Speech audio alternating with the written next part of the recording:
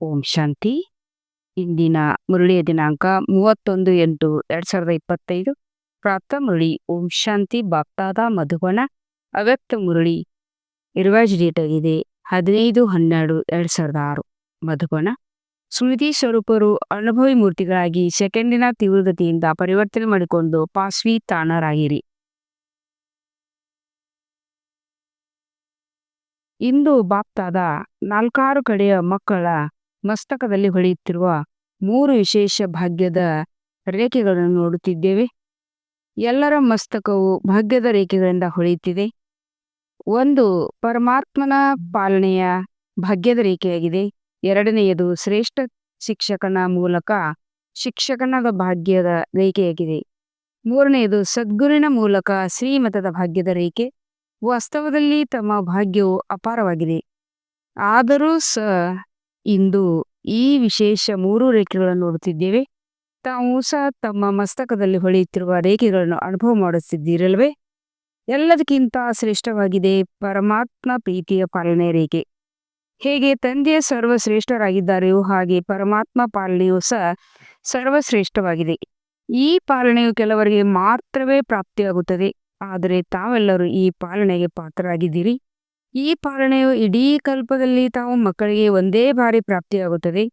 ಈಗಿಲ್ಲದಿದ್ದರೆ ಮತ್ತೊಂದು ಪ್ರಾಪ್ತಿಯಾಗುವುದಿಲ್ಲ. ಈ ಪರಮಾತ್ಮನ ಪಾಲನೆ, ಪರಮಾತ್ಮನ ಪ್ರೀತಿ, ಪರಮಾತ್ಮನ ಪ್ರಾಪ್ತಿಗಳು ಕೋಟಿಯಲ್ಲಿ ಕೆಲವು ಆತ್ಮರಿಗೆ ಅನುಭವವಾಗುತ್ತದೆ. ತಾವೆಲ್ಲರೂ ಅನುಭವಿಗಳಾಗಿದ್ದೀರಲ್ಲವೇ? ಅನುಭವ ಇದೆ, ಪಾಲನೆ ಅನುಭವ ಇದೆ, ವಿದ್ಯೆ ಮತ್ತು ಶ್ರೀಮತದ ಅನುಭವ ಇದೆ. ಅನುಭವಿ ಮೂರ್ತಿಗಳಾಗಿದ್ದೀರಿ ಅಂದ ಮೇಲೆ ಸದಾ ತಮ್ಮ ಮಸ್ತಕದಲ್ಲಿ ಭಾಗ್ಯದ ನಕ್ಷತ್ರಗಳು ಹೊಳೆಯುತ್ತಿರುವುದು ಕಂಡು ಬರುತ್ತದೆಯೇ? ಸದಾ ಅಥವಾ ಕೆಲವೊಮ್ಮೆ ಹೊಳೆಯುತ್ತಿರುವ ನಕ್ಷತ್ರ ಕೆಲವೊಮ್ಮೆ ಮಸ್ತಕ ಆಗುತ್ತದೆಯೇ? ಡೀಲ್ ಆಗಬಾರ್ದು. ಒಂದು ವೇಳೆ ಹೊಳೆಯುತ್ತಿರುವ ನಕ್ಷತ್ರವು ಮಸ್ತಕವಾಗುತ್ತದೆ ಎಂದರೆ ಅದಕ್ಕೆ ಕಾರಣವೇನು ತಿಳಿದುಕೊಂಡಿದ್ದೀರಾ? ಬಾಪ್ತಾದ ನೋಡಿದ್ದೇವೆ. ಇದಕ್ಕೆ ಕಾರಣವೇನೆಂದರೆ ಸ್ಮೃತಿ ಸ್ವರೂಪರಾಗಿಲ್ಲ. ನಾನಾತ್ಮನಾಗಿದ್ದೇನೆ ಎಂದುಕೊಳ್ಳುತ್ತೀರಿ, ಆದರೆ ಆಲೋಚನಾ ಸ್ವರೂಪರಾಗುತ್ತೀರಿ. ಸ್ಮೃತಿ ಸ್ವರೂಪರು ಕಡಿಮೆ ಆಗುತ್ತೀರಿ. ಎಲ್ಲಿಯವರೆಗೆ ಸದಾ ಸ್ಮೃತಿ ಸ್ವರೂಪರಾಗೋದಿಲ್ಲೋ ಅಂದರೆ ಸ್ಮೃತಿಯ ಸಾಮರ್ಥ್ಯವನ್ನು ತರಿಸುತ್ತದೆ. ಸ್ಮೃತಿ ಸ್ವರೂಪರೇ ಸಮರ್ಥ ಸ್ವರೂಪರು. ಆದ್ದರಿಂದ ಭಾಗ್ಯದ ನಕ್ಷತ್ರಗಳ ಹೊಳಪು ಕಡಿಮೆಯಾಗುತ್ತದೆ. ಅಂದ ಮೇಲೆ ತಮ್ಮನ್ನು ತಾವು ಕೇಳಿಕೊಳ್ಳಿ, ಹೆಚ್ಚು ಸಮಯ ಯೋಚನಾ ಸ್ವರೂಪರಾಗುತ್ತೀರೋ ಅಥವಾ ಸ್ಮೃತಿ ಸ್ವರೂಪರಾಗುತ್ತೀರೋ? ಆಲೋಚನಾ ಸ್ವರೂಪರಾಗುವುದರಿಂದ ಬಹಳ ಚೆನ್ನಾಗಿ ಯೋಚಿಸುತ್ತೀರಿ, ನಾನು ಇದಾಗಿದ್ದೇನೆ, ನಾನು ಇಂಥವನಾಗಿದ್ದೇನೆ ಎಂದು. ಆದರೆ ಸ್ಮೃತಿ ಇಲ್ಲದಿರುವ ಕಾರಣ ಹೀಗೆ ಆಲೋಚಿಸುತ್ತಾ ವ್ಯರ್ಥ ಸಂಕಲ್ಪ, ಸಾಧಾರಣ ಸಂಕಲ್ಪಗಳು ಸಹ ಬೆರಕೆಯಾಗಿಬಿಡುತ್ತವೆ. ವಾಸ್ತವದಲ್ಲಿ ನೋಡಿದಾಗ ತಮ್ಮ ಅನಾದಿ ಸ್ವರೂಪವು ಸ್ಮೃತಿ ಸಮರ್ಥ ಸ್ವರೂಪವಾಗಿದೆ. ಕೇವಲ ಯೋಚಿಸುವರಲ್ಲ, ಸ್ವರೂಪರಾಗಿದ್ದೀರಿ. ಮತ್ತು ಆದಿಯಲ್ಲಿಯೂ ಈ ಸಮಯದ ಸ್ಮೃತಿ ಸ್ವರೂಪವು ಪ್ರಾರಬ್ಧ ಪ್ರಾಪ್ತಿಯಾಗುತ್ತದೆ ಎಂದಾಗ ಅನಾದಿ ಮತ್ತು ಆದಿ ಸ್ವರೂಪವಾಗಿದೆ. ಮತ್ತು ಈ ಸಮಯ ಅಂತಿಮದಲ್ಲಿ ಸಂಗಮದ ಸಮಯದಲ್ಲಿಯೂ ಸ್ಮೃತಿ ಸ್ವರೂಪರಾಗುತ್ತೀರಿ ಅಂದಾಗ ಆದಿ, ಅನಾದಿ ಮತ್ತು ಅಂತ್ಯ 3 ಕಾಲಗಳಲ್ಲಿ ಸ್ಮೃತಿ ಸ್ವರೂಪರಾಗಿದ್ದೀರಿ, ಯೋಚನಾ ಸ್ವರೂಪರಲ್ಲ. ಆದ್ದರಿಂದ ಶ್ರೇಷ್ಠ ಬಾಪ್ತಾದ ಮೊದಲೂ ಸಹ ಹೇಳಿದವು, ವರ್ತಮಾನ ಸಮಯದಲ್ಲಿ ಅನುಭವ ಮೂರ್ತಿಗಳಾಗುವುದು ಶ್ರೇಷ್ಠ ಸ್ಥಿತಿಯಾಗಿದೆ. ನಾನಾತ್ಮನಾಗಿದ್ದೇನೆ, ಪರಮಾತ್ಮ ಪ್ರಾಪ್ತಿಯಾಗಿದೆ ಎಂದು ಆಲೋಚಿಸುತ್ತೀರಿ. ಆದರೆ ತಿಳಿದುಕೊಳ್ಳುವುದು ಮತ್ತು ಅನುಭವ ಮಾಡುವುದರಲ್ಲಿ ಬಹಳ ಅಂತರವಿದೆ. ಅನುಭವಿ ಮೂರ್ತಿಯು ಎಂದೂ ಸಹ ಮಾಯೆಯೊಂದಿಗೆ ಮೋಸ ಹೋಗಲು ಸಾಧ್ಯವಿಲ್ಲ, ದುಃಖದ ಅನುಭೂತಿ ಮಾಡಲು ಸಾಧ್ಯವಿಲ್ಲ. ಈಗ ಮಧ್ಯ ಮಧ್ಯದಲ್ಲಿ ಯಾವ ಮಾಯೆ ಆಟವನ್ನು ನೋಡುತ್ತೀರೋ, ಆಟವನ್ನು ಆಡುತ್ತೀರೋ, ಅದಕ್ಕೆ ಕಾರಣವೇನೆಂದರೆ ಅನುಭವ ಮೂರ್ತಿಯ ಕೊರತೆ. ಅನುಭವದ ಅಥಾರಿಟಿಯೇ ಎಲ್ಲದಕ್ಕಿಂತ ಶ್ರೇಷ್ಠವಾಗಿದೆ. ಆದ್ದರಿಂದ ಬಾಪ್ತಾದ ನೋಡಿದೆವು, ಕೆಲವು ಮಕ್ಕಳು ಯೋಚಿಸುತ್ತಾರೆ, ಆದರೆ ಸ್ವರೂಪದ ಅನುಭೂತಿಯೇ ಕಡಿಮೆ ಇದೆ. ಇಂದಿನ ಪ್ರಪಂಚದಲ್ಲಿ ಮೆಜಾರಿಟಿ ಆತ್ಮರು ನೋಡುವ ಮತ್ತು ಕೇಳುವುದರಿಂದ ಸುಸ್ತಾಗಿ ಬಿಟ್ಟಿದ್ದಾರೆ, ಆದರೆ ಅನುಭವದ ಮೂಲಕ ಪ್ರಾಪ್ತಿ ಮಾಡಿಕೊಳ್ಳಲು ಇಚ್ಛಿಸುತ್ತಾರೆ. ಆದ್ದರಿಂದ ಅನುಭವಿಗಳೇ ಅನುಭವ ಮಾಡಿಸಲು ಸಾಧ್ಯ. ಮತ್ತು ಅನುಭವಿ ಆತ್ಮನು ಸದಾ ಮುಂದುವರಿಯುತ್ತಾ ಇರುವರು, ಹಾರುತ್ತಾ ಇರುವರು. ಏಕೆಂದರೆ ಅನುಭವಿ ಆತ್ಮನಲ್ಲಿ ಉಮಂಗ, ಉತ್ಸಾಹವು ಸದಾ ಇಮರ್ಜ ರೂಪದಲ್ಲಿರುತ್ತದೆ. ಅಂದ ಮೇಲೆ ಪರಿಶೀಲನೆ ಮಾಡಿಕೊಳ್ಳಿ, ಪ್ರತಿ ಮಾತಿನ ಅನುಭವಿಗಳಾಗಿದ್ದೀರಾ? ಅನುಭವದ ಅಥಾರಿಟಿಯು ತಮ್ಮ ಪ್ರತಿ ಕರ್ಮದಲ್ಲಿ ಕಂಡುಬರುತ್ತದೆ. ಪ್ರತಿ ಮಾತು, ಪ್ರತಿ ಸಂಕಲ್ಪವು ಅನುಭವದ ಅಥಾರಿಟಿಯಿಂದ ಇದೆಯೇ? ಅಥವಾ ಕೇವಲ ತಿಳಿದುಕೊಳ್ಳುವ ಆಧಾರದ ಮೇಲಿದೆ. ಒಂದಾಗಿದೆ ತಿಳಿದುಕೊಳ್ಳುವುದು, ಇನ್ನೊಂದಾಗಿದೆ ಅನುಭವ ಮಾಡುವುದು. ಪ್ರತಿ ಸಬ್ಜೆಕ್ಟ್ನಲ್ಲಿ ಜ್ಞಾನದ ಮಾತುಗಳನ್ನು ವರ್ಣನೆ ಮಾಡುವುದು ಅಂತೂ ಹೊರಗಿನ ಭಾಷಣಕಾರರು ಸಹ ಬಹಳ ಚೆನ್ನಾಗಿ ಭಾಷಣ ಮಾಡುತ್ತಿರ್ತಾರೆ. ಆದರೆ ಪ್ರತಿ ಮಾತಿನ ಅನುಭವಿ ಸ್ವರೂಪರಾಗುವವರೇ ಜ್ಞಾನಿ ಆತ್ಮರು. ಯೋಗ ಮಾಡುವರು, ಯೋಗದಲ್ಲಿ ಕುಳಿತುಕೊಳ್ಳುವರು ಅನೇಕರಿದ್ದಾರೆ. ಆದರೆ ಯೋಗದ ಅನುಭವ ಅರ್ಥಾತ್ ಶಕ್ತಿ ಸ್ವರೂಪರಾಗಬೇಕಾಗಿದೆ. ಮತ್ತು ಶಕ್ತಿ ಸ್ವರೂಪದ ಗುರುತು ಏನೆಂದರೆ ಯಾವ ಸಮಯದಲ್ಲಿ ಯಾವ ಶಕ್ತಿಯ ಅವಶ್ಯಕತೆ ಇದೆಯೋ ಆ ಸಮಯದಲ್ಲಿ ಆ ಶಕ್ತಿಯನ್ನು ಆಹ್ವಾನ ಮಾಡಿ ನಿರ್ವಿಘ್ನ ಸ್ವರೂಪರನ್ನಾಗಿ ಬಿಡುವುದು. ಒಂದು ವೇಳೆ ಒಂದು ಶಕ್ತಿಯ ಕೊರತೆ ಇದೆ, ವರ್ಣನೆ ಇದೆ, ಆದರೆ ಅದರ ಸ್ವರೂಪವಾಗದಿದ್ದರೂ ಸಹ ಸಮಯದಲ್ಲಿ ಮೋಸ ಹೋಗುವ ಸಾಧ್ಯತೆ ಇದೆ. ಉದಾಹರಣೆಗೆ ಸಹನ ಶಕ್ತಿಯ ಬೇಕಾಗಿದೆ ಮತ್ತು ತಾವು ಎದುರಿಸುವ ಶಕ್ತಿಯನ್ನು ಉಪಯೋಗಿಸುತ್ತೀರಿ ಎಂದರೆ ಯೋಗಯುಕ್ತ ಅನುಭವಿ ಸ್ವರೂಪರೆಂದು ಹೇಳಲಾಗುವುದಿಲ್ಲ.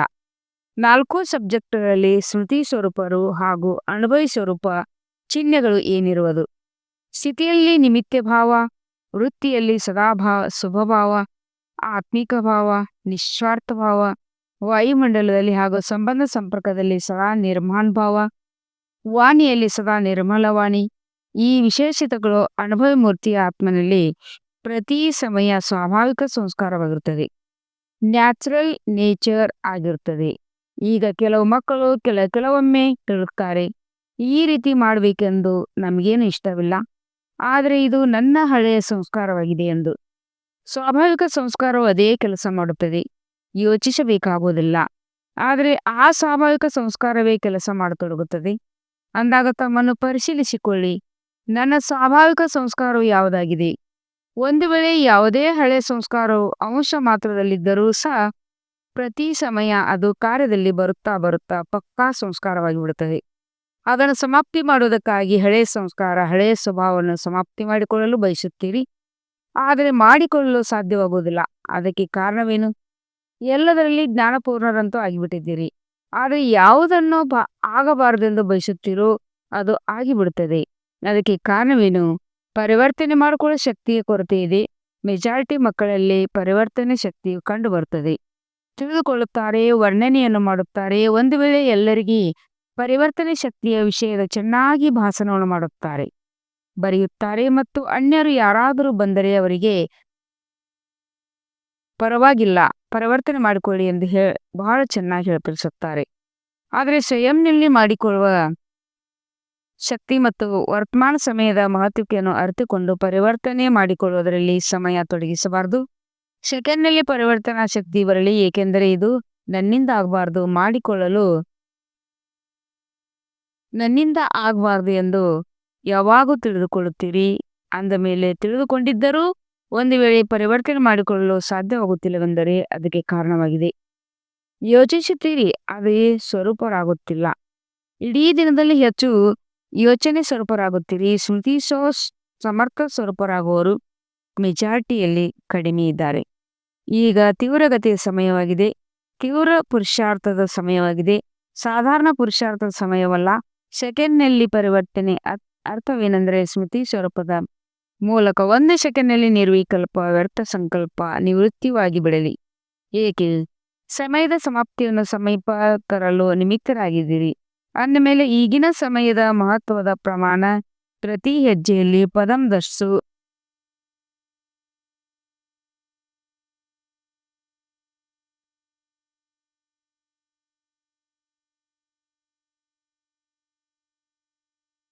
ಸಮಾವೇಶವಾಗಿದೆ ಎಂಬುದನ್ನು ತಿಳಿದುಕೊಂಡಿದ್ದೀರಿ ಮತ್ತು ಅದನ್ನು ವೃದ್ಧಿ ಮಾಡಿಕೊಳ್ಳಬೇಕು ಎಂಬುದನ್ನು ಬುದ್ಧಿಯಲ್ಲಿಟ್ಟುಕೊಳ್ಳುತ್ತೀರಿ.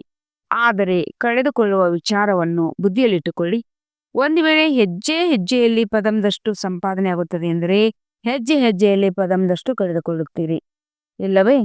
ಈಗ ನಿಮಿಷದ ಮಾತು ಹೋಯಿತು. ಅನ್ಯರಿಗೆ 1 ನಿಮಿಷ ಶಾಂತಿಯಲ್ಲಿರು ಎಂದು ಹೇಳುತ್ತೀರಿ, ಆದರೆ ಆಗ ತಮ್ಮೆಲ್ಲರಿಗೆ ಸೆಕೆಂಡ್ನ ಮಾತು ಆಗಬೇಕು. ಹೇಗೆ ಹೌದು ಅಥವಾ ಇಲ್ಲ ಎಂದು ಯೋಚಿಸುವುದರಲ್ಲಿ ಎಷ್ಟು ಸಮಯ ಹಿಡಿಸುತ್ತದೆ? 1 ಸೆಕೆಂಡ್. ಹಾಗೆ ಪರಿವರ್ತನಾ ಶಕ್ತಿಯು ಇಷ್ಟು ತೀವ್ರವಾಗಬೇಕು. ಇದು ಸರಿಯೇ ಅಥವಾ ಸರಿ ಇಲ್ಲದೆ ಎಂದು ತಿಳಿದುಕೊಂಡಿರಿ. ಅಂದಮೇಲೆ ಸರಿ ಇಲ್ಲದಿದ್ದರೆ ಅದಕ್ಕೆ ಬಿಂದುವನ್ನಿಡಿ ಮತ್ತು ಸರಿ ಇದ್ದರೆ ಅದನ್ನು ಕಾರ್ಯದಲ್ಲಿ ತನ್ನಿರಿ. ಈಗ ಬಿಂದುವಿನ ಮಹತ್ವವನ್ನು ಕಾರ್ಯದಲ್ಲಿ ತೊಡಗಿಸಿ 3 ಬಿಂದುಗಳನ್ನು ತಿಳಿದುಕೊಂಡಿದ್ದರಲ್ಲವೇ? ಆದರೆ ಬಿಂದುವನ್ನು ಕಾರ್ಯದಲ್ಲಿ ತೊಡಗಿಸಿ ಹೇಗೆ ವೈಜ್ಞಾನಿಕ ಶಕ್ತಿಯರು ಎಲ್ಲಾ ಮಾತುಗಳಲ್ಲಿ ತೀವ್ರಗತಿಯನ್ನು ತೋರಿಸುತ್ತಿದ್ದಾರೆ ಮತ್ತು ಪರಿವರ್ತನೆ ಶಕ್ತಿಯನ್ನು ಸಹ ಹೆಚ್ಚು ಕಾರ್ಯದಲ್ಲಿ ತೊಡಗಿಸುತ್ತಿದ್ದಾರೆ. ಅಂದ ಮೇಲೆ ಈಗ ಶಾಂತಿಯ ಶಕ್ತಿಯು ಅವರು ಸಹ ಒಳ್ಳೆಯ ಪರಿವರ್ತನೆ ಕೊಳ್ಳಬೇಕೆಂದರೆ ಈಗ ಲಕ್ಷ್ಯವನ್ನಿಟ್ಟುಕೊಳ್ಳಿ, ಜ್ಞಾನಪೂರ್ಣರಂತೂ ಆಗಿದ್ದೀರಿ. ಆದ್ದರಿಂದ ಈಗ ಶಕ್ತಿ ಪೂರ್ಣರಾಗಿ ಅದು ಸೆಕೆಂಡ್ನ ಗತಿಯಲ್ಲಿ ಮಾಡುತ್ತಿದ್ದೇವೆ, ಆಗಿಬಿಡುತ್ತಿದ್ದೇವೆ, ಮಾಡುತ್ತೇವೆ ಅಲ್ಲ, ಇದು ಆಗುತ್ತದೆ ಅಥವಾ ಕಷ್ಟವೇ? ಏಕೆಂದರೆ ಅಂತಿಮ ಸಮಯದಲ್ಲಿ ಸೆಕೆಂಡ್ನ ಪರೀಕ್ಷೆಯು ಬರುವುದು. ಒಂದು ನಿಮಿಷದಲ್ಲಿ ಅದಕ್ಕಾಗಿ ಸೆಕೆಂಡ್ನ ಅಭ್ಯಾಸವು ಬಹಳ ಕಾಲದಿಂದ ಇದ್ದಾಗಲೇ ಸೆಕೆಂಡ್ನಲ್ಲಿ ಪಾಸ್ ವಿತ್ ಆನರ್ ಆಗುತ್ತಿರಲಿವೆ. ಪರಮಾತ್ಮನ ವಿದ್ಯಾರ್ಥಿಗಳಾಗಿದ್ದೀರಿ, ಪರಮಾತ್ಮನ ವಿದ್ಯೆಯನ್ನು ಓದುತ್ತೀರಿ, ಅಂದ ಮೇಲೆ ಪಾಸ್ ವಿತ್ ಆನರ್ ಆಗ್ಲೇಬೇಕಲ್ಲವೇ? ಕೇವಲ ಪಾಸ್ ಮಾರ್ಕ್ಸ್ ತೆಗೆದುಕೊಂಡರೆ ಏನಾಯ್ತು? ಪಾಸ್ ವಿತ್ ಆನರ್ ಆಗಬೇಕು. ಯಾವ ಲಕ್ಷ್ಯವನ್ನಿಟ್ಟುಕೊಂಡಿದ್ದೀರಿ ಪಾಸ್ ವಿತ್ ಆನರ್ ಆಗಬೇಕೆಂದು? ಯಾರು ತಿಳ್ಕೊತೀರೋ ಅವರು ಕೈ ಎತ್ತಿರಿ. ಪಾಸ್ ವಿತ್ ಆನರ್, ಆನರ್ ಶಬ್ದವನ್ನು ಅಂಡರ್ಲೈನ್ ಮಾಡಿಕೊಳ್ಳಿ, ಒಳ್ಳೆಯದು. ಈಗ ಏನ್ ಮಾಡ್ಬೇಕಾಗುವುದು? ಮಿನಿಟ್ ಮೋಟಾರ್ ಕಾಮನ್ ಆಗಿದೆ. ಅಂದ ಮೇಲೆ ಈಗ ಸೆಕೆಂಡ್ನ ಕೆಲಸವಾಗಿದೆ. ಪಂಜಾಬ್ನವರೇ, ಇದು ಈಗ ಸೆಕೆಂಡ್ನ ಕೆಲಸವಾಗಿದೆ. ಇದರಲ್ಲಿ ನಂಬರ್ 1 ಯಾರಾಗುವುದು? ಪಂಜಾಬ್. ಇದೇ ದೊಡ್ಡ ಮಾತು ಎಂದು ಎಷ್ಟು ಹೆಮ್ಮೆಯಿಂದ ಹೇಳುತ್ತೀರಿ, ಬಹಳ ಚೆನ್ನಾಗಿ ಹೇಳುತ್ತೀರಿ. ಬಾಪ್ತಾದ ಇದನ್ನು ಕೇಳಿದಾಗ ಬಹಳ ಖುಷಿ ಪಡುತ್ತೀವಿ. ಇದನ್ನು ದೊಡ್ಡ ಮಾತು, ಬಾಪ್ತಾದ ಜೊತೆ ಇದ್ದಾರೆಂದು ಕೇಳುತ್ತೀರಿ. ಅಂದ ಮೇಲೆ ಪಾರ್ಟಿಯ ಜೊತೆ ಇದ್ದಾರೆಂದರೆ ಈಗ ಏನು ಮಾಡಬೇಕಾಗಿದೆ? ಈಗ ತೀವ್ರಗತಿ ಆಗಬೇಕಾಗುವುದು. ಸೇವೆಯನ್ನಂತೂ ಮಾಡುತ್ತಿದ್ದೀರಿ ಮತ್ತು ಸೇವೆ ಇಲ್ಲದೆ ಮಾಡುವುದಾದರೂ ಏನು? ಖಾಲಿಯಾಗಿ ಕುಳಿತುಕೊಳ್ಳುತ್ತೀವಿರಾ? ಸೇವೆಯಂತೂ ಬ್ರಾಹ್ಮಣ ಆತ್ಮರ ಧರ್ಮವಾಗಿದೆ, ಕರ್ಮವಾಗಿದೆ. ಆದರೆ ಸೇವೆಯ ಜೊತೆಗೆ ಸಮರ್ಥ ಸ್ವರೂಪರಾಗಿರಿ. ಎಷ್ಟೊಂದು ಸೇವೆ ಉಮ್ಮಂಗ ಉತ್ಸಾಹವನ್ನು ತೋರಿಸಿದ್ದೀರಿ. ಇದಕ್ಕಾಗಿ ಬಾಪ್ತಾದರವರಿಗೆ ಖುಷಿಯಾಗಿದೆ. ಶುಭಾಶಯಗಳನ್ನು ಕೊಡುತ್ತೇವೆ. ಆದರೆ ಹೇಗೆ ಸೇವೆಯ ಕಿರೀಟವು ಸಿಕ್ಕಿದೆಯಲ್ಲವೇ? ಕಿರೀಟವನ್ನು ಧರಿಸಿದ್ದೀರಿ, ನೋಡಿ ಎಷ್ಟು ಚೆನ್ನಾಗಿದೆ. ಹಾಗೆ ಈಗ ಸ್ಮೃತಿ ಸ್ವರೂಪರಾಗುವ ಕಿರೀಟವನ್ನು ತೋರಿಸಿ ಯುವ ವರ್ಗದವರಲ್ಲವೇ? ಅಂದ ಮೇಲೆ ಏನ್ ಕಮಾಲ್ ಮಾಡುತ್ತೀರಿ? ಸೇವೆಯಲ್ಲಿಯೂ ನಂಬರ್ 1 ಮತ್ತು ಸಮರ್ಥ ಸ್ವರೂಪರಾಗುವುದರಲ್ಲಿಯೂ ನಂಬರ್ 1 ಆಗಿರಿ. ಸಂದೇಶ ಕೊಡುವುದು ಸಹ ಬ್ರಾಹ್ಮಣ ಜೀವನದ ಧರ್ಮ ಮತ್ತು ಕರ್ಮವಾಗಿದೆ. ಆದರೆ ಈಗ ಬಾಪ್ತಾದ ಸೂಚನೆ ನೀಡುತ್ತಿದ್ದೇವೆ, ಪರಿವರ್ತನೆ ಮೆಷಿನರಿ ತೀವ್ರ ಮಾಡಿಕೊಳ್ಳಿ, ಇಲ್ಲದಿದ್ದರೆ ಪಾಸ್ ವಿತ್ ಆನರ್ ಆಗುವುದರಲ್ಲಿ ಕಷ್ಟವಾಗುವುದು. ಬಹಳ ಕಾಲದ ಅಭ್ಯಾಸ ಬೇಕಾಗಿದೆ. ಯೋಚಿಸಿದಿರಿ ಮತ್ತು ಮಾಡಿಬಿಟ್ಟಿರಿ. ಕೇವಲ ಯೋಚನಾ ಸ್ವರೂಪರಾಗಬೇಡಿ, ಸಮರ್ಥ ಸ್ವರೂಪರಾಗಿರಿ. ವ್ಯರ್ಥವನ್ನು ತೀವ್ರಗತಿಯಿಂದ ಸಮಾಪ್ತಿ ಮಾಡಿ. ವ್ಯರ್ಥ ಸಂಕಲ್ಪ, ವ್ಯರ್ಥ ಮಾತು, ವ್ಯರ್ಥ ಕರ್ಮ, ವ್ಯರ್ಥ ಸಮಯ ಮತ್ತು ಸಂಬಂಧ ಸಂಪರ್ಕದಲ್ಲಿಯೂ ವ್ಯರ್ಥ ವಿಧಿ ರೀತಿ ಎಲ್ಲವನ್ನು ಸಮಾಪ್ತಿ ಮಾಡಿರಿ. ಯಾವಾಗ ಬ್ರಾಹ್ಮಣ ಆತ್ಮರು ತೀವ್ರಗತಿಯಿಂದ ಈ ಸಂಯಮನ ವ್ಯರ್ಥದ ಸಮಾಪ್ತಿ ಮಾಡುತ್ತೀರೋ ಆಗ ಆತ್ಮರ ಆಶೀರ್ವಾದಗಳು ಮತ್ತು ತಮ್ಮ ಪುಣ್ಯದ ಖಾತೆಯನ್ನು ತೀವ್ರಗತಿಯಿಂದ ಜಮಾ ಮಾಡಿಕೊಳ್ಳುತ್ತೀರಿ. ಬಾಪ್ತಾದ ಮೊದಲು ಸಹ ತಿಳಿಸಿದ್ದೇವೆ. ಬಾಪ್ತಾದ 3 ಖಾತೆಗಳನ್ನು ಪರಿಶೀಲನೆ ಮಾಡುತ್ತೇವೆ. ಪುರುಷಾರ್ಥದ ಗತಿಯ ಖಾತೆ, ಆಶೀರ್ವಾದ ಖಾತೆ, ಪುಣ್ಯದ ಖಾತೆ. ಆದರೆ ಮೆಜಾರಿಟಿ ಮಕ್ಕಳ ಮಾತೆಯಲ್ಲಿ ಇನ್ನೂ ಸಂಪನ್ನತೆಯ ಕೊರತೆ ಇದೆ. ಆದ್ದರಿಂದ ಬಾಪ್ತಾದ ಇಂದು ಇದೇ ಸ್ಲೋಗನ್ ನೆನಪಿಗೆ ತರಿಸುತ್ತಿದ್ದೇವೆ. ಈಗ ತೀವ್ರ ಪುರುಷಾರ್ಥಿಗಳಾಗಿರಿ. ತೀವ್ರಗತಿಯಿಂದ ಸಮಾಪ್ತಿ ಮಾಡುವರಾಗಿ. ತೀವ್ರಗತಿಯಿಂದ ಮನಸಾ ಸೇವೆಯ ಮೂಲಕ ವಾಯುಮಂಡಲವನ್ನು ಪರಿವರ್ತನೆ ಮಾಡುವರಾಗಿರಿ. ಬಾಪ್ತಾದ ಒಂದು ಮಾತಿನಲ್ಲಿ ಎಲ್ಲಾ ಮಕ್ಕಳ ಪ್ರತಿ ಬಹಳ ಖುಷಿ ಪಟ್ಟಿದ್ದಾರೆ. ಅದು ಯಾವ ಮಾತಿನಲ್ಲಿ? ತಂದೆಯೊಂದಿಗೆ ಎಲ್ಲರಿಗೂ ಜಿಗರಿ ಪ್ರೀತಿ ಇದೆ. ಇದಕ್ಕಾಗಿ ಶುಭಾಶಯಗಳು. ಆದರೆ ಏನು ಮಾಡಬೇಕೆಂದು ಹೇಳುವುದೇ? ಈ ಸೀಸನ್ನಿನ ಸಮಾಪ್ತಿಯ ಸಮಯದೊಳಗೆ ಇನ್ನೂ ಸಮಯವಿದೆ. ಈ ಸೀಸನ್ನ ಸಮಾಪ್ತಿಯೊಳಗೆ ತೀವ್ರಗತಿ ಯಾವುದಾದರೂ ಶೌರ್ಯವನ್ನು ತೋರಿಸಿರಿ. ಇಷ್ಟವಿದೆಯೇ? ಲಕ್ಷ್ಯ ಮತ್ತು ಲಕ್ಷಣ ಎರಡನ್ನೂ ಸ್ಮೃತಿಯಲ್ಲಿಟ್ಟುಕೊಳ್ಳುತ್ತೇವೆಂದು ಯಾರು ತಿಳಿದುಕೊಳ್ಳುತ್ತೀರೋ ಅವರು ಕೈ ಎತ್ತಿ. ಲಕ್ಷ್ಯ ಮತ್ತು ಲಕ್ಷಣ ಎರಡನ್ನೂ ಸಮ್ಮುಖದಲ್ಲಿಟ್ಟುಕೊಳ್ಳುವವರು ಕೈ ಎತ್ತಿರಿ. ವಿದೇಶಿಯವರು ಸಹ ಇಟ್ಟುಕೊಳ್ಳುತ್ತಿದ್ದೀರಿ. ಟೀಚರ್ ಸಹ ಇಟ್ಟುಕೊಳ್ಳುತ್ತಿದ್ದೀರಿ. ಯುವಕರು ಇಟ್ಟುಕೊಳ್ಳುವುದು ಹಾಗೂ ಮೊದಲಿನ ಸಾಲಿನವರು ಇಟ್ಟುಕೊಳ್ಳುವರು. ಅಂದ ಮೇಲೆ ಮುಂಚಿತವಾಗಿ ಪದಮಾಪದಂ ಭಾಗ್ಯ ಪದಮದಷ್ಟು ಶುಭಾಶಯಗಳು. ಒಳ್ಳೆಯದು. ಈಗೀಗ ಅಭ್ಯಾಸ ಮಾಡ್ರಿ. 1 ಸೆಕೆಂಡ್‌ನಲ್ಲಿ ನಿರ್ವಿಕಲ್ಪ, ನಿರ್ವರ್ತ, ಸಂಕಲ್ಪಧಾರಿಗಾಗಿ ಏಕಾಗ್ರ ಒಬ್ಬ ತಂದೆಯ ವಿನಾ ಯಾರೂ ಇಲ್ಲ.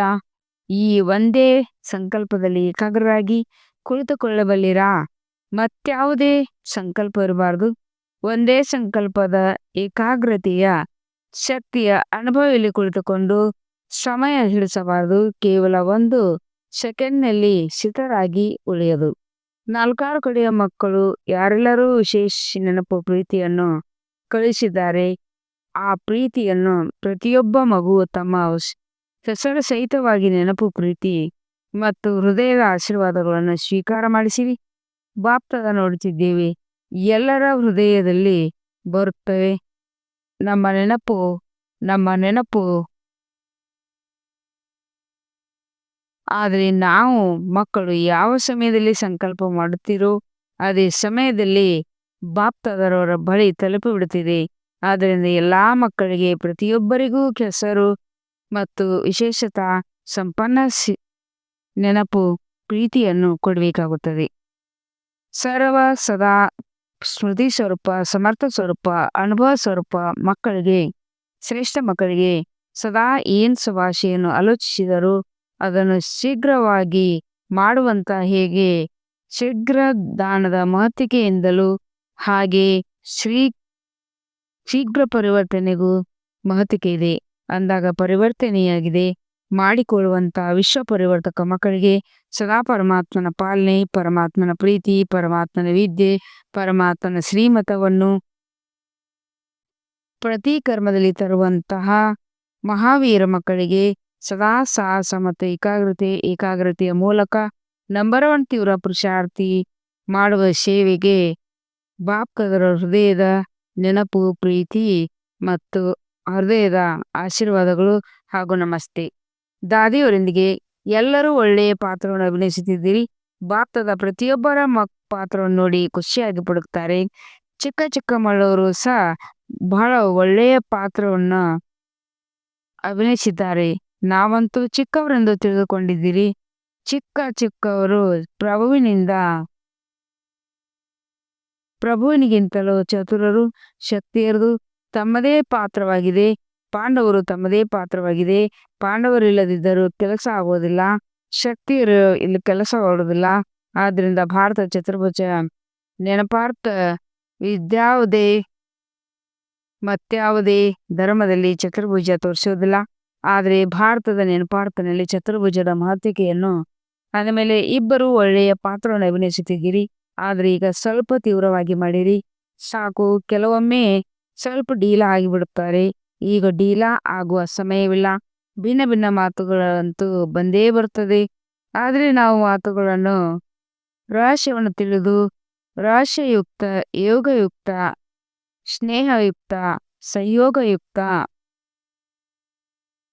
ಯುಕ್ತರಾಗಿ ನಡೆಯಬೇಕಾಗಿದೆ. ಒಳ್ಳೆಯದಲ್ಲವೇ? ದಾದೀಜಿಯವರೊಂದಿಗೆ ಬಹಳ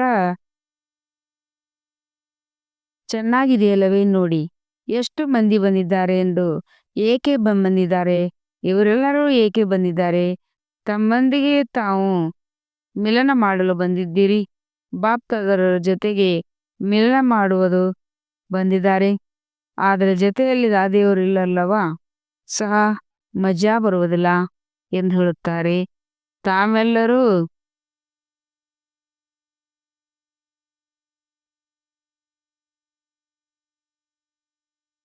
ಬಾಪ್ದಾದರ ಜೊತೆಯಲ್ಲಿಯೂ ಮಿಲನ ಮಾಡಲು ಬಂದಿದ್ದೀರಿ.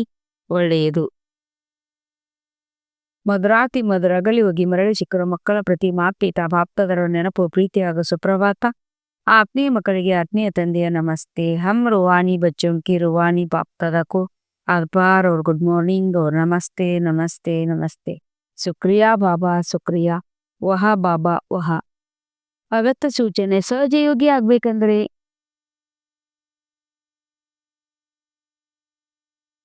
ಪರಮಾತ್ಮನ ಪ್ರೀತಿಯ ಅನುಭವಿಯಾಗಿರಿ. ಬಾಪ್ದಾದರವರು ಪ್ರೇಮದ ಬಂಧನದಲ್ಲಿ ಬಂಧಿತರಾಗಿದ್ದಾರೆ. ಅಳವಡಿಸಬೇಕೆಂದರೂ ಬಿಡಿಸಿಕೊಳ್ಳಲು ಸಾಧ್ಯವಿಲ್ಲ. ಅದಕ್ಕೆ ಭಕ್ತಿಯಲ್ಲಿ ಬಂಧನದ ಚಿತ್ರ ತೋರಿಸಿದ್ದಾರೆ. ಪ್ರಾಕ್ಟಿಕಲ್ನಲ್ಲಿ ಪ್ರೇಮದ ಬಂಧನದ ಅವ್ಯಕ್ತವಾಗಿದ್ದರೂ ವ್ಯಕ್ತದಿಂದ ಬಿಡಿಸಿಕೊಂಡರೂ ಬಹಳ ಬಿಡಿಸಿಕೊಳ್ಳಲು ಸಾಧ್ಯವಿಲ್ಲ. ಈ ಪ್ರೇಮದ ಬಗ್ಗೆ ಬಹಳ ಬಲಶಾಲಿಗಳಾದ ಇಂಥ ಪ್ರೇಮ ಸ್ವರೂಪರನ್ನಾಗಿ ಒಬ್ಬರನ್ನೊಬ್ಬರು ಪ್ರೇಮದ ಹಗ್ಗದಿಂದ ಬಂಧಿಸಿ ಸಮೀಪ ಸಂಬಂಧ ಅನುಭೂತಿ ಮಾಡಿಸಿರಿ. ವರದಾನ ಆಗಿದೆ. ಸ್ಮೃತಿಯ ಸ್ವಿಚ್ ಮೂಲಕ ಸ್ವಕಲ್ಯಾಣ ಮತ್ತು ಸರ್ವರ ಕಲ್ಯಾಣ ಮಾಡುವಂತಹ ಸಿದ್ಧಿ ಸ್ವರೂಪವು ಸ್ಮೃತಿಯ ಆಧಾರ ಸ್ಮೃತಿಯಾಗಿದೆ. ಇದೇ ಶಕ್ತಿಶಾಲಿ ಸ್ಮೃತಿ ಇರಲಿ. ನಾನು ತಂದೆಯವರು ಮತ್ತು ತಂದೆ ನನ್ನವರು. ಆಗ ಇದೇ ಸ್ಮೃತಿಯಿಂದ ಸ್ವಯಂನ ಶಕ್ತಿಶಾಲಿಗಳಾಗಿದ್ದಾರೆ ಮತ್ತು ಬೇರೆಯವರಿಗೂ ಸಹ ಶಕ್ತಿಶಾಲಿಯನ್ನಾಗಿ ಮಾಡುವಿರಿ. ಹೇಗೆ ಸ್ವಿಚ್ ಆನ್ ಮಾಡುವುದರಿಂದ ಪ್ರಕಾಶವಾಗಿ ಬಿಡೋದು, ಅದೇ ರೀತಿ ಈ ಮತ್ತು ಸರ್ವರ ಕಲ್ಯಾಣವನ್ನು ಮಾಡುತ್ತಿರುವಿರಿ. ಹೊಸ ಜನ್ಮವಾಯಿತು, ಏಕೆಂದರೆ ಹೊಸ ಸಂಸ್ಕೃತಿಗಳಲ್ಲಿ ಹಳೆಯ ಎಲ್ಲ ಸ್ಮೃತಿಗಳನ್ನು ಸಮಾಪ್ತಿ. ಈ ವಿಧಿಯಿಂದ ಸಿದ್ಧಿ ಸ್ವರೂಪದ ವರದಾನ ಪ್ರಾಪ್ತಿ ಮಾಡಿಕೊಳ್ಳುವುದು. ಸ್ಲೋಗನ್ ಆಗಿದೆ. ಅತೀಂದ್ರಿಯ ಸುಖದ ಅನುಭೂತಿ ಮಾಡುವುದಕ್ಕಾಗಿ ತಮ್ಮ ಶಾಂತ ಸ್ವರೂಪದ ಸ್ಥಿತಿಯಲ್ಲಿ ಸ್ಥಿತರಾಗಿರಿ. ಓಂ ಶಾಂತಿ.